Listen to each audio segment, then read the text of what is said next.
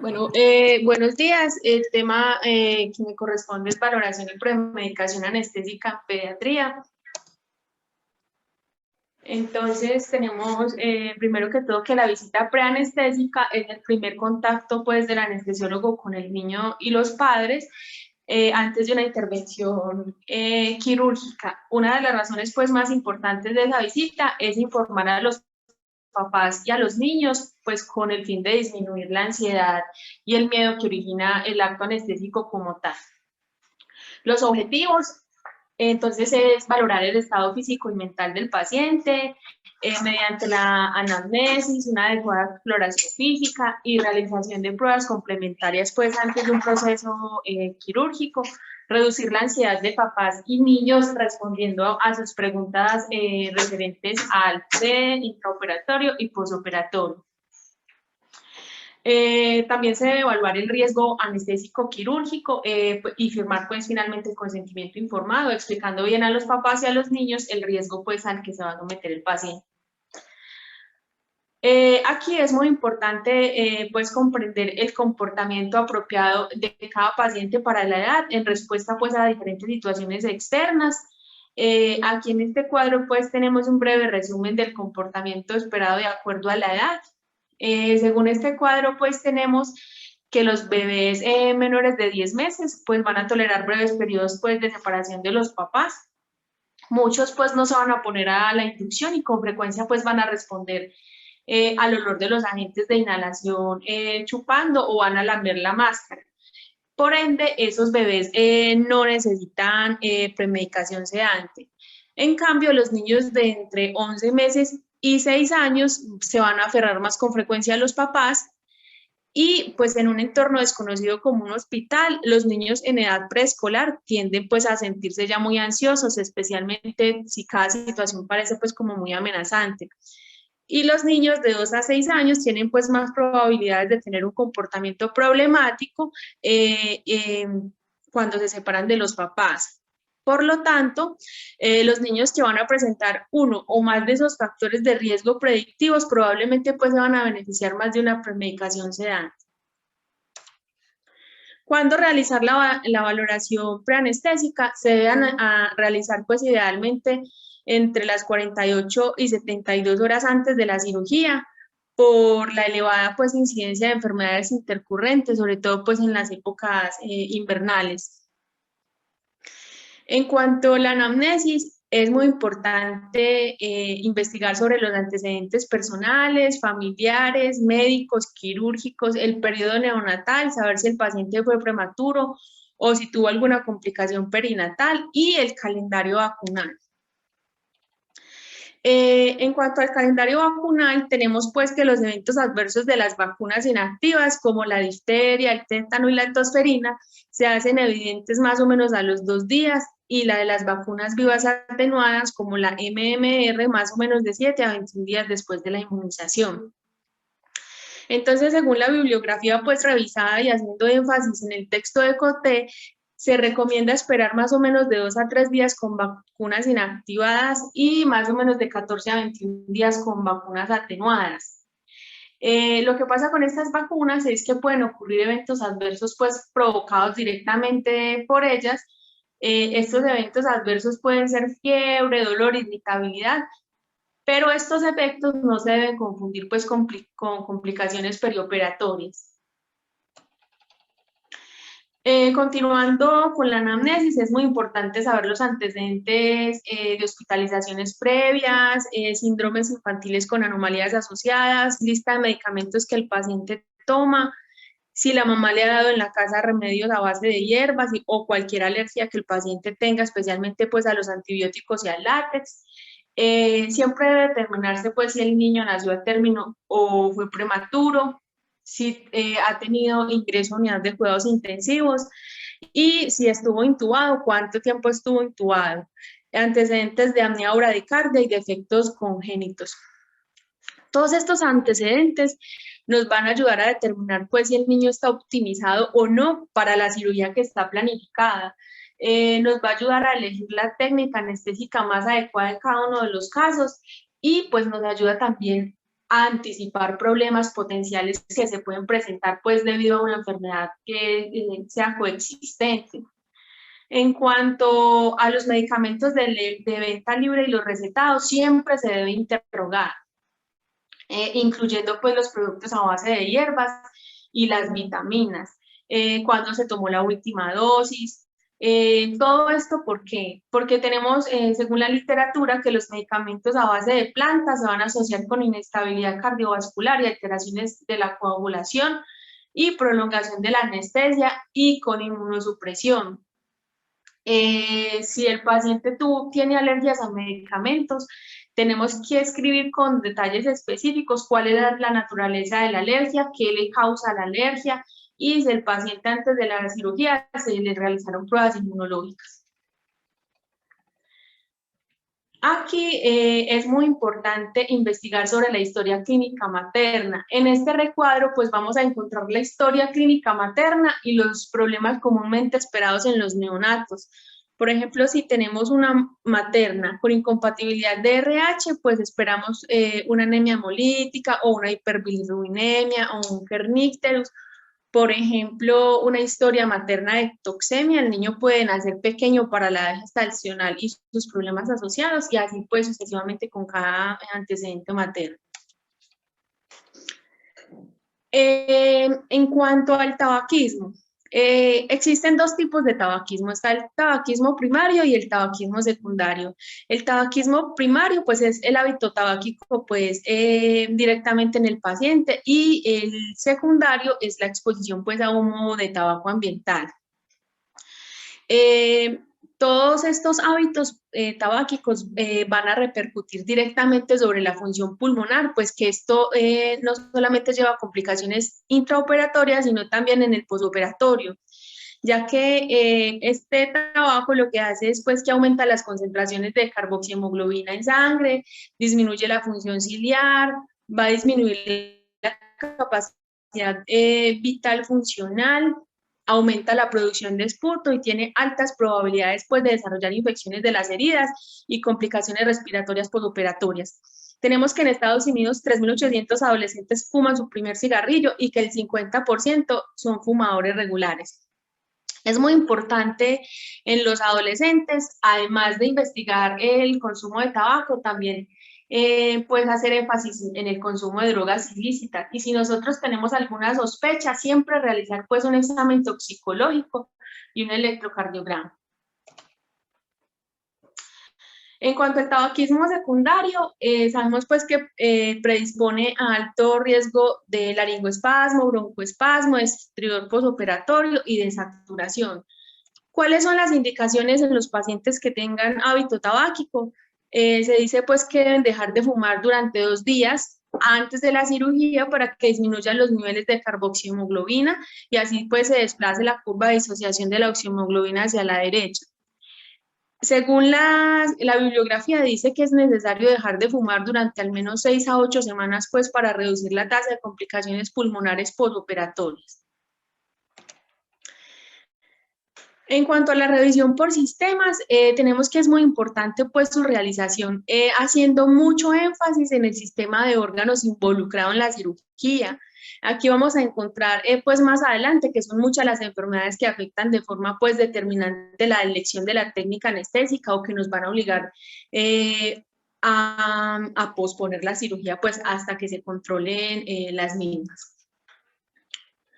En este otro cuadro, pues vamos a tener los sistemas que vamos a evaluar y las repercusiones anestésicas. Entonces, por ejemplo, tenemos a nivel respiratorio, siempre tenemos que evaluar si el paciente tiene asma, tos, resfriado común o si ha tenido pues el CRUP reciente. A nivel cardiovascular, bradicardia, cianosis, hipertensión, intolerancia al ejercicio. Y a nivel neurológico, por ejemplo, si el paciente tiene antecedentes de convulsiones. Aquí en la historia clínica es muy importante interrogar acerca de la ingesta de medicamentos. Hay que hacer énfasis en el consumo de medicamentos crónicos, por ejemplo, los betabloqueantes, los alfa-2 agonistas, ya que ellos deben continuarse en el perioperatorio. porque según la literatura su interrupción repentina pues puede provocar un efecto rebote. Entonces ellos se pueden tomar 1 hora antes de la cirugía, dice que con 25 ml de agua. En cuanto a los IECA y los ARA, tomados en la mañana pues de la cirugía, está descrito que causan hipotensión después de la inducción de la anestesia y por ese motivo pues dice que se deben suspender 2 semanas antes. Es muy importante interrogar sobre el consumo de medicamentos o pues sí, medicamentos homeopáticos como el jengibre, el ginkgo, la valeriana. Está descrito que la valeriana puede prolongar la duración pues de la anestesia. El jengibre y el ginkgo lo que hacen es que aumentan el riesgo de hemorragia perioperatoria. Entonces es muy importante hacer énfasis en este tipo de medicamentos.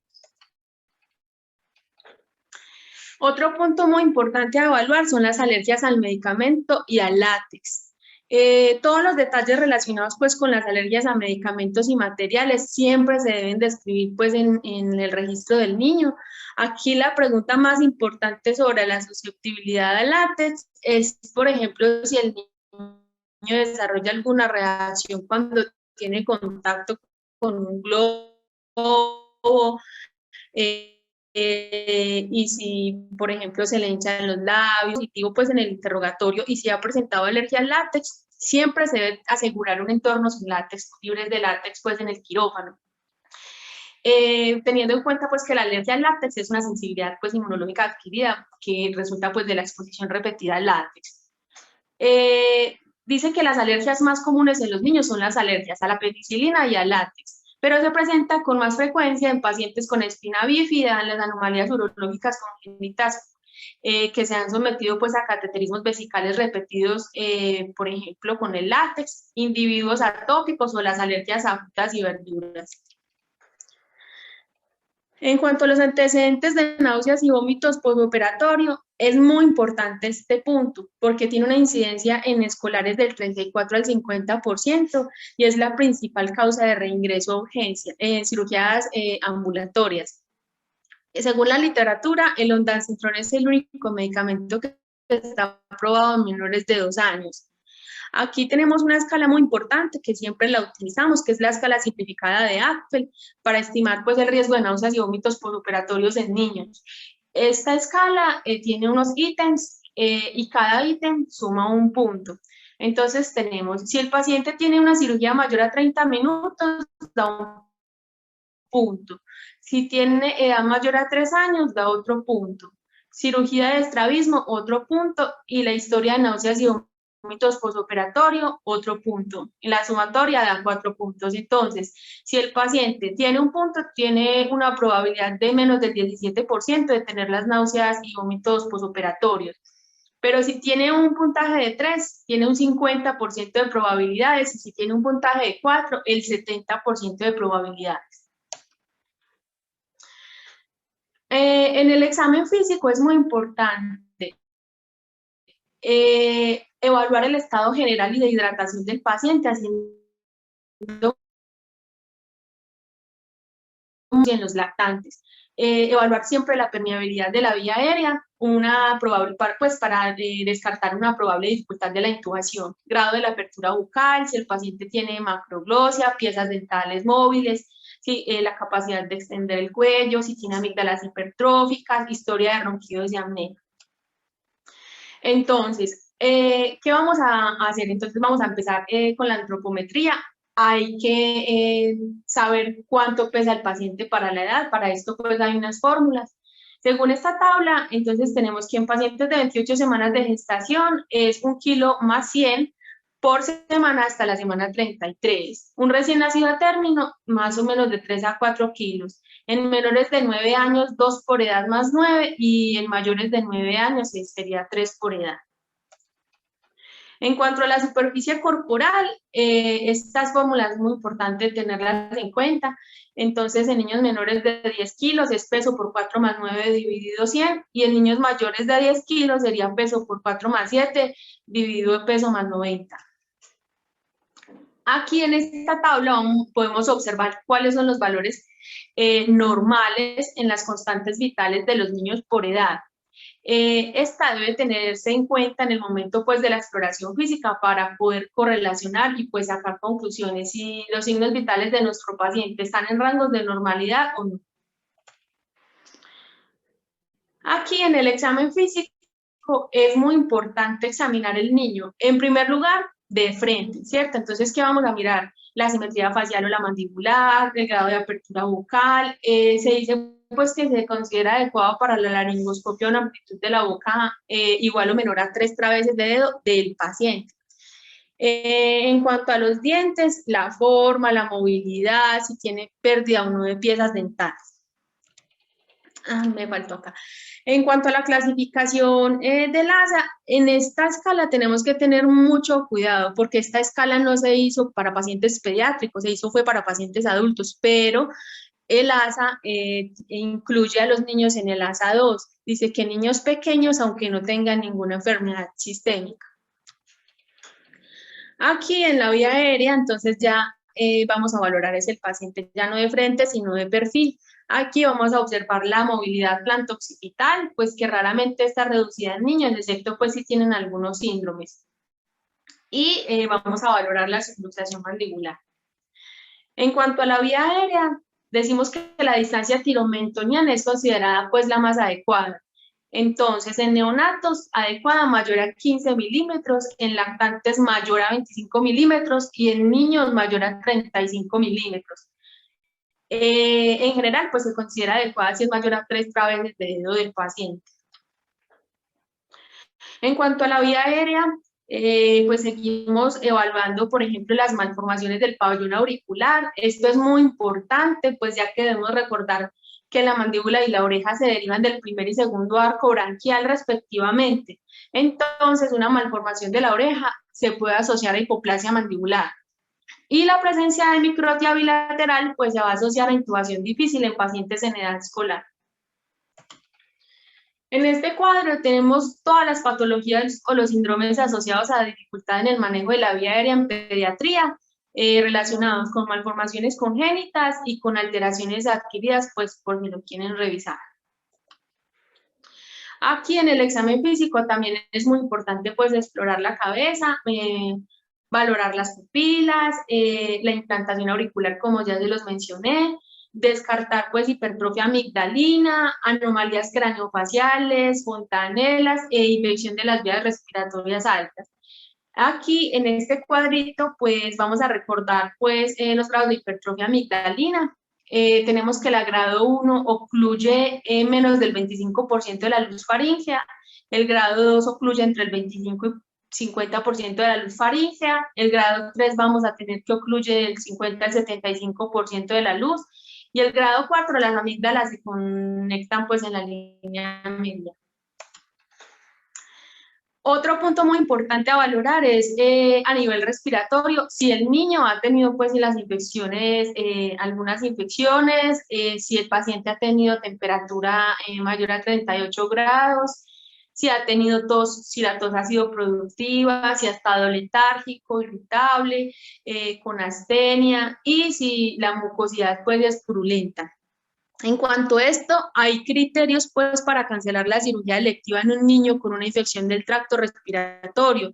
En el cuadro de la derecha observamos esos criterios, entonces si el niño tiene fiebre más de 38.5, si ha tenido cambios en el comportamiento y la alimentación, si tiene secreciones mucopurulentas, si tiene sibilancias o roncus en el tracto respiratorio inferior, pues que no van a desaparecer con la tos profunda. Todos estos criterios nos permiten hacer pues como el diagnóstico y posponer la cirugía más o menos de 2 a 3 semanas. Aquí, los niños con antecedentes de asma deben tener una condición pulmonar óptima y estar pues libres de una exacerbación y hospitalización reciente por asma antes pues de nosotros proceder a realizar la anestesia. Entonces tenemos que niños menores de 1 año y en exprematuros es muy importante investigar sobre bronquiolitis. Y en pacientes con asma, averiguar si ha tenido más de 3 episodios el año anterior o tos seca nocturna. Entonces se deben nebulizar con beta-2 agonistas 1 o 2 horas antes o pues, dar esteroides 3 a 5 días previos en asma grave. En cuanto al cuello, es muy importante valorar masas palpables, mirar la tráquea y antecedentes de laringomalacia o antecedentes de traqueostomía.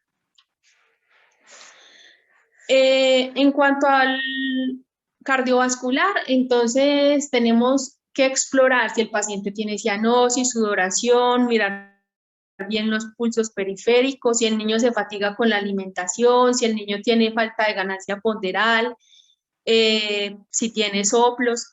Aquí tenemos que los niños con cardiopatías congénitas deben ser interrogados sobre la naturaleza pues, y el estado del defecto cardíaco. Entonces, preguntarle a los papás si el defecto se resolvió espontáneamente o si requirió cirugía, si se realizó una cirugía, cuándo fue la cirugía, si ha tenido reingresos por exacerbación de la patología.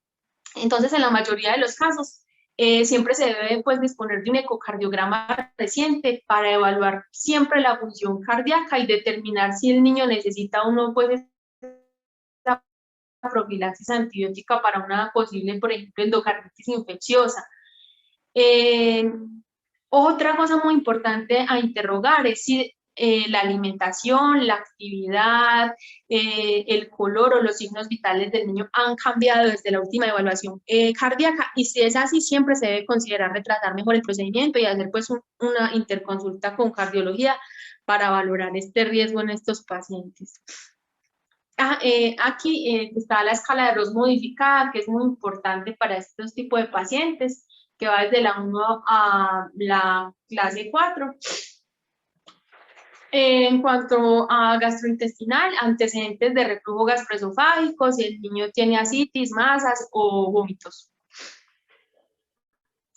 Esto es un punto muy importante a valorar en el examen físico, debido a que muchos adolescentes tienen piercing. Entonces, tenemos que verificar que siempre se los retiren en el momento de realizar el procedimiento quirúrgico, porque puede tener complicaciones. Quemaduras por electrocauterio, dificultad de las vías respiratorias con la intubación, aspiración pulmonar. Entonces, este punto es muy importante revisar. En cuanto al laboratorio, tenemos que las pruebas de laboratorio rutinaria, pues como el recuento sanguíneo completo, los análisis químicos y de orina, pues no están indicados en la mayoría pues de los procedimientos quirúrgicos electivos en niños. Según este cuadro, entonces en pacientes ASA 3 y ASA 4 sí están indicados. Y en el caso que la cirugía, por ejemplo, se pueda suponer pues una pérdida de sangre alta, antes de la cirugía, junto con las pruebas cruzadas. Aquí tenemos los valores del hematocrito y de la hemoglobina por edad, que es muy importante pues tener en cuenta cuáles son los rangos de normalidad para cuando tengamos los laboratorios del paciente, saber si son patológicos o no. Entonces, dice que el valor de la hemoglobina preoperatoria generalmente se determina solamente en pacientes que se someten a procedimientos con potencial pérdida de sangre, aquellos con factores de riesgo pues, específicos de hemoglobinopatías, en recién nacidos prematuros y en menores de 6 meses de edad. En cuanto a los estudios de coagulación, pueden estar indicados según la literatura, si se contempla pues que es una cirugía reconstructiva mayor, especialmente pues si la historia médica pues lo va a justificar. Y en algunos hospitales siempre pues se solicitan antes de una amigdalectomía. En cuanto a la radiografía de tórax, tenemos que no es necesaria una radiografía de tórax de rutina, ya que el valor clínico de una radiografía de tórax en un niño que va a someterse pues a un procedimiento quirúrgico es menor que la saturación de oxígeno. Según la literatura se indica que una lectura de saturación de oxígeno menos del 95% puede sugerir un deterioro del estado pulmonar o cardíaco del niño. Entonces, ¿en quiénes se debe tomar una radiografía de tórax siempre? Entonces, pacientes con enfermedades cardíacas, un paciente que tenga una auscultación patológica, que tenga una infección reciente, antecedentes de cirugía cardiotorácica, un paciente con escoliosis grave, y se puede pues complementar con TAC o un ecocardiograma. En cuanto a las pruebas de embarazo, la literatura indica que realizar una prueba de embarazo de rutina puede traer problemas éticos y legales, pues, pero se indica que en los pacientes que se encuentren en edad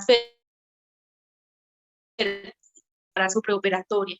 Todo esto, ¿por qué? Pues por el riesgo que tenemos de exponer al feto a posibles teratógenos y a alto riesgo pues de aborto espontáneo. Entonces, si la situación no está clara, hay que solicitar la prueba de embarazo, siempre pues con el consentimiento de la paciente.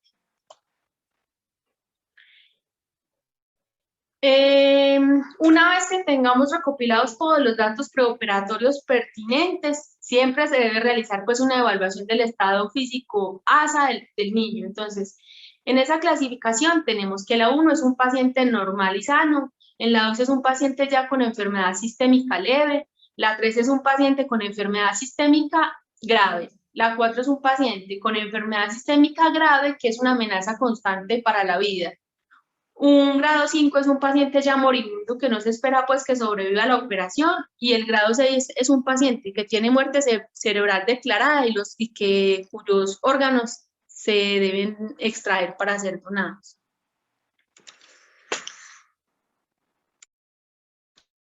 Consideraciones dietarias que se deben tener pues para minimizar el riesgo de aspiración pulmonar del contenido gástrico.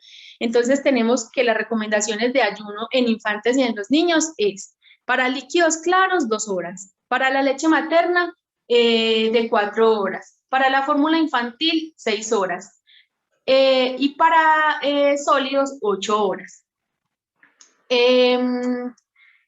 Se indica que el ayuno para líquidos claros de 2 horas tiene pues muchos beneficios, entre ellos pues que disminuye el riesgo de hipoglicemia, pues que esa es una posibilidad muy real en los niños que están pues debilitados o que tienen pues alguna enfermedad crónica o que son malnutridos o que tienen disfunción metabólica. Debemos recordar que los líquidos claros incluyen agua, jugos de frutas, sin pulpa y pues bebidas carbonatadas. Tener en cuenta que una operación programada en un bebé prematuro o en un recién nacido puede retrasarse, extendiendo pues así el periodo de ayuno hasta un punto pues que podría ser potencialmente peligroso pues por la posible hipoglicemia o la hipovolemia. Entonces, en esta circunstancia, los lactantes deben recibir líquidos de mantenimiento intravenoso que contengan glucosa pues antes de la inducción de la anestesia. Alternativamente, por ejemplo, si el periodo puede prolongarse, se deben ofrecer al lactante líquidos claros por vía oral hasta 2 horas antes de la inducción. Pero hay que tener en cuenta que eso no se aplica para la leche materna, ya que según la literatura puede causar una lesión pulmonar significativa si se va a aspirar. Y esta leche materna tiene un contenido graso muy alto, que ese contenido graso pues ya es determinado por la dieta de la mamá. Y eso lo que hace es retrasar el vaciamiento gástrico y por eso la leche materna no se considera un líquido claro. En cuanto a la premedicación, el PPD... ¿Sí? Perdón, es que Mariana está avisando en el grupo que está en la sala de espera. Ay, que yo no sé. Ya entré, gracias, Carlita. Bueno, en cuanto a la premedicación, entonces dice que el periodo preoperatorio pues siempre va a ser un evento pues es muy estresante. En la edad pediátrica pues debido a que los niños se tienen que separar de los papás y es muy difícil pues que comprendan la enfermedad y por qué es que van a operar al niño. Dice que el 50% de los niños tienen miedo y ansiedad antes de la cirugía. El objetivo principal de esto va a ser la ansiolisis, teniendo en cuenta que la premedicación es individualizada para cada paciente. ¿Cuáles son las ventajas de esta premedicación? Reducir la ansiedad del paciente, proporcionar una amnesia enterógrada, evitar el estrés fisiológico, aliviar la separación de los padres, reducir los cambios de comportamiento posoperatorios y los resultados adversos. ¿Cuáles son las desventajas? Depresión respiratoria con la coadministración pues, de otros fármacos, por ejemplo, los opioides, reacción alérgica previa a la premedicación sedante, riesgo de aspiración. Entonces, ¿qué logramos con la premedicación? Pues evitar la ansiedad, bloquear los reflejos vagales, reducir las secreciones, producir amnesia, profilaxis de aspiración, proveer analgesia y pues facilitar la inducción. ¿Cuáles son los factores a considerar? Todos los factores que hablamos anteriormente. La edad del niño, alérgico, condiciones médicas o quirúrgicas, cuáles son las expectativas de los papás y de los niños, mirar el nivel de maduración emocional, personalidad, nivel de ansiedad y si el niño coopera y el estado fisiológico y psicológico del niño. En cuanto a la premedicación, tenemos que hay todas estas presentaciones. En la mayoría pues, de los casos, la medicación administrada sin aguja pues siempre va a ser más agradable para los niños y para la medicación y del impacto pues psicológico. Vemos que una dosis pequeña de medicamento oral puede ser suficiente para un niño que va a ser relativamente tranquilo, mientras que una inyección intramuscular puede ser mejor para un niño que es combativo, que no coopera, que es muy ansioso, y el niño se va a beneficiar más la vía intramuscular. En cuanto a la premedicación, incluye tranquilizantes, sedantes, los opioides, los antihistamínicos, los anticolinérgicos, los H2 agonistas, los antiácidos y los fármacos pues, que aumentan la motilidad gástrica.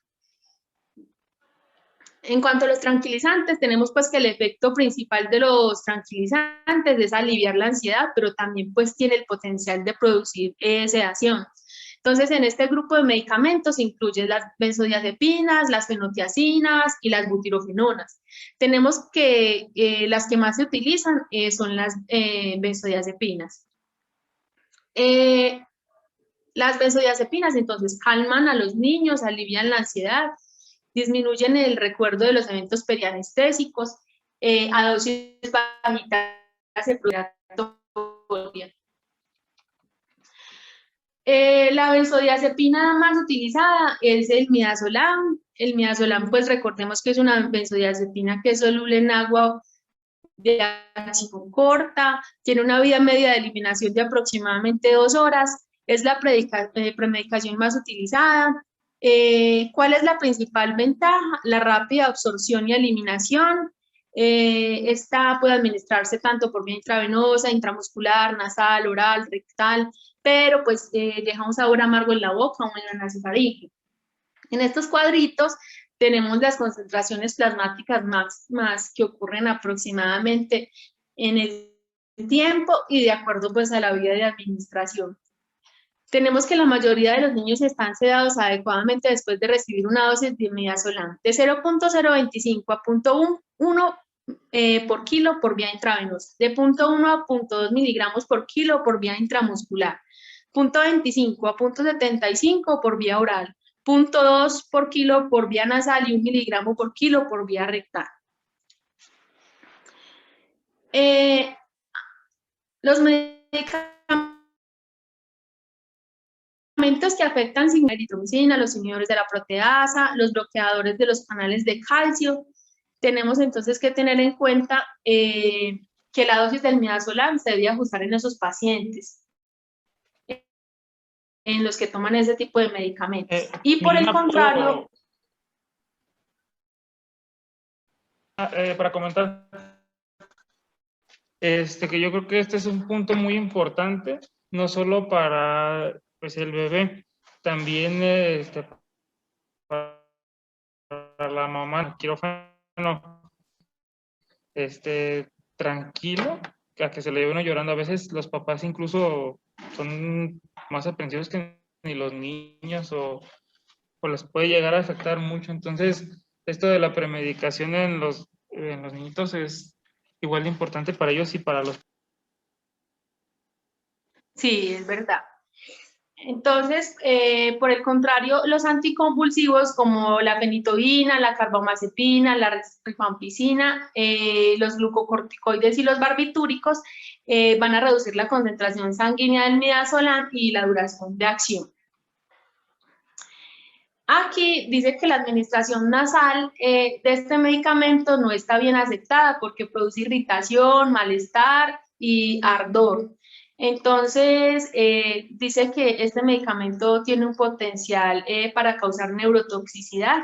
Entonces, según esta teoría, acá tenemos esta laminita, en donde se comenta que van a existir conexiones directas entre la mucosa nasal y el sistema nervioso central.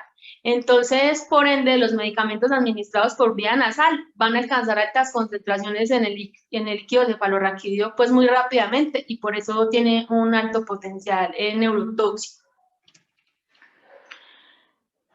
En cuanto al diazepam, tenemos que en los lactantes y especialmente en los recién nacidos prematuros, pues la vida media de eliminación del diazepam se va a prolongar pues debido a la función hepática inmadura. Aquí no se recomienda pues la vía intramuscular porque es muy dolorosa y pues la absorción va a ser errática. Entonces aquí tenemos que la dosis oral promedio para premedicar a niños sanos con diazepam varía de 0.1 a 0.3 miligramos por kilo, que la dosis recomendada con el midazolam rectal, el diazepam pues es menos eficaz. En cuanto al lorazepam, debemos saber que la formulación intravenosa de este medicamento se debe evitar en recién nacidos porque puede ser neurotóxica. Entonces, este medicamento se va a reservar para niños mayores, causa menos irritación de los tejidos y una amnesia pues más confiable que el diazepam, puede administrarse por vía oral, intravenosa, intramuscular, tiene metabolismo hepático, se metaboliza pues a metabolitos inactivos y en comparación con el diazepam, el inicio de acción del lorazepam es más lento y su duración de acción pues va a ser más prolongada. En cuanto a los opioides, tenemos que todos los niños que reciben premedicación con opioides siempre deben de ser observados y monitoreados pues continuamente, porque más que todo pues los recién nacidos pues por la depresión respiratoria que esto conlleva. Entonces, estos opioides pueden ser útiles para proporcionar analgesia y sedación en niños que tienen dolor antes de la operación. ¿Cuáles son los efectos secundarios de los opioides? Náuseas, vómito, depresión respiratoria. Según esta bibliografía, se dice que el sulfato de morfina en dosis de 0.05 a 0.1 miligramo por kilo por vía intravenosa se puede administrar pues, al niño con dolor preoperatorio.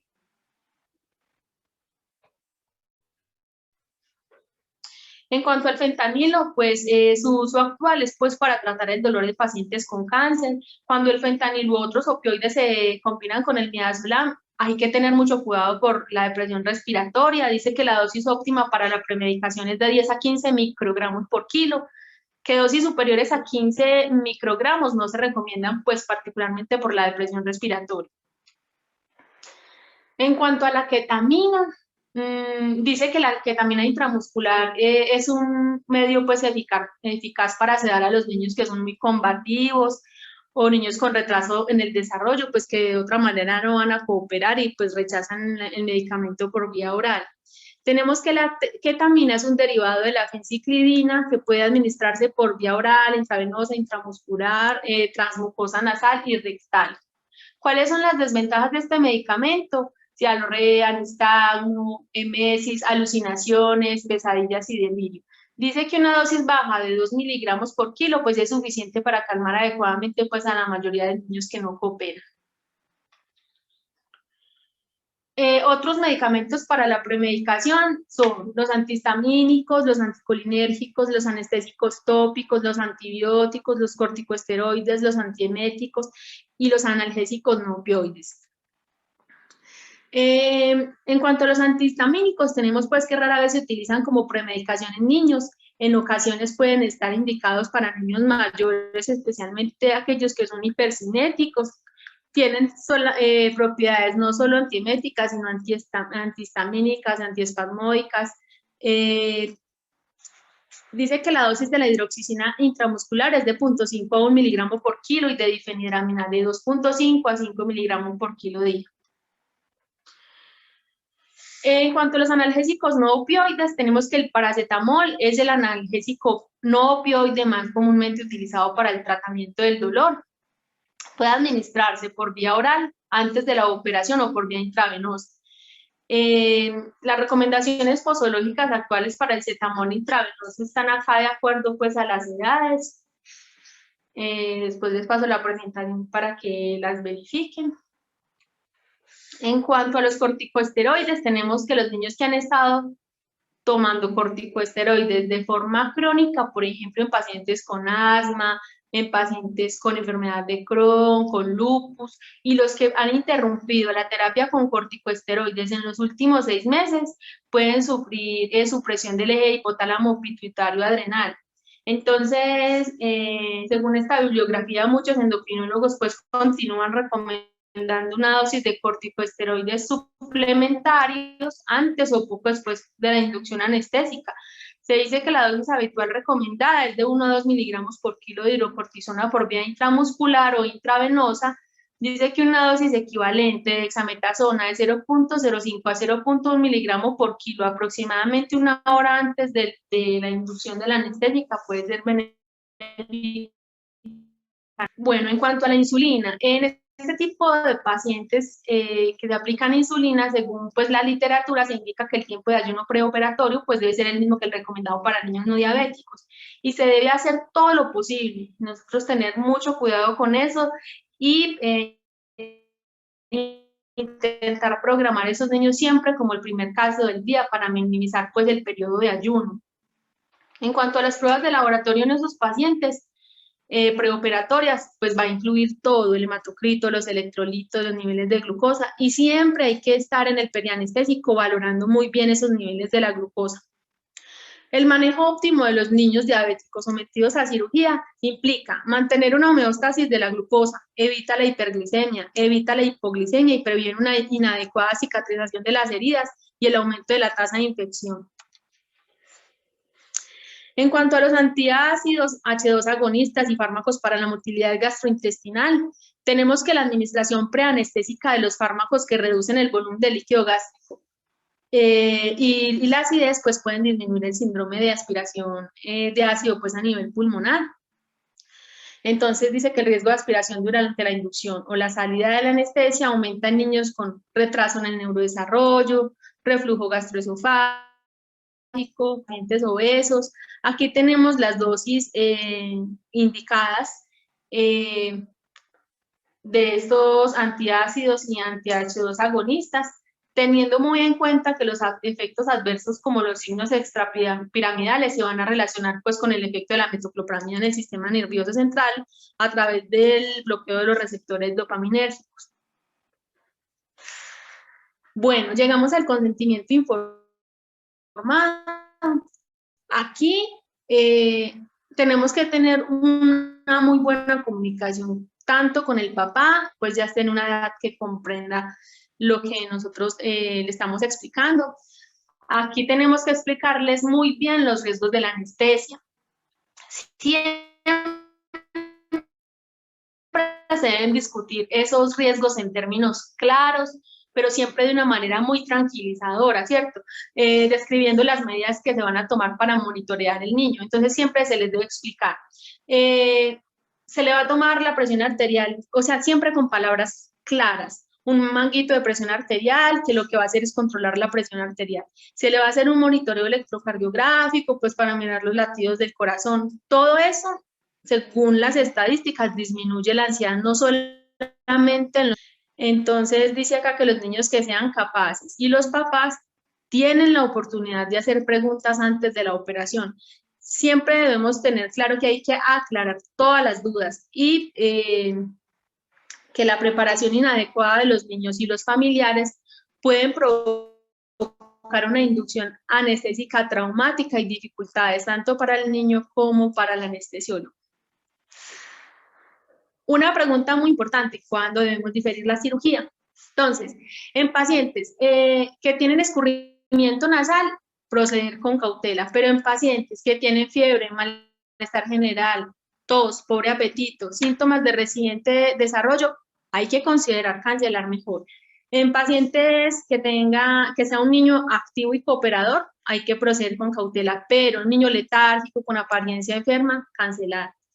En pacientes con rinorrea hialina, proceder con cautela. Pero en pacientes que tengan una descarga nasal purulenta es mejor cancelar. Sin signos respiratorios, perfecto, pero niños que tengan sibilancias, mejor considerar cancelar. Bueno, este es un artículo que revisé,